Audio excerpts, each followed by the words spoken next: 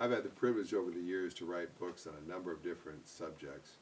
A number of years ago, God took me on a very powerful journey, understanding some fundamental truths that you find throughout the Bible.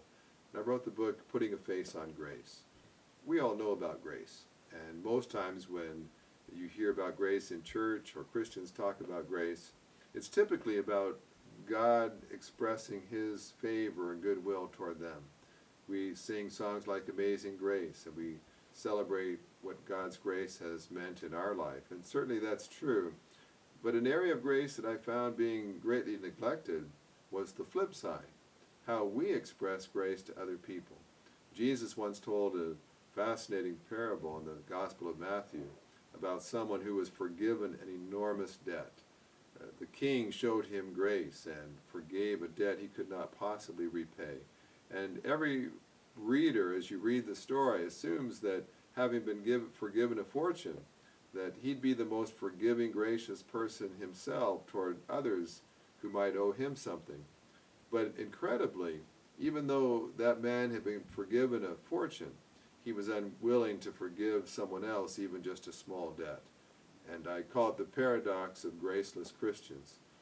People who expect God to always be generous in His grace toward them, but then they turn around and are very miserly in the grace that they show others.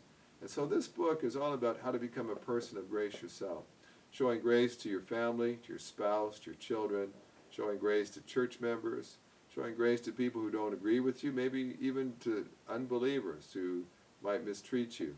There's a powerful lesson in being like Jesus by showing grace to others. It's a book also filled with some humor, as you might expect, with if you read some other books, and typically I tell people this is my wife's favorite book because it's really her heart. And there's some great stories in this book about how to show grace in very practical ways. I've known church groups who use this in Bible study groups, where whole classes in Bible study groups went through this easy-to-read book together, and it was transformative for many of them as they began to be convicted about the fact they had not been very good at showing grace to those around them. And so you might even be in a relationship right now where it's been very painful and hurtful, and you can't imagine showing grace or forgiving someone for what they've done.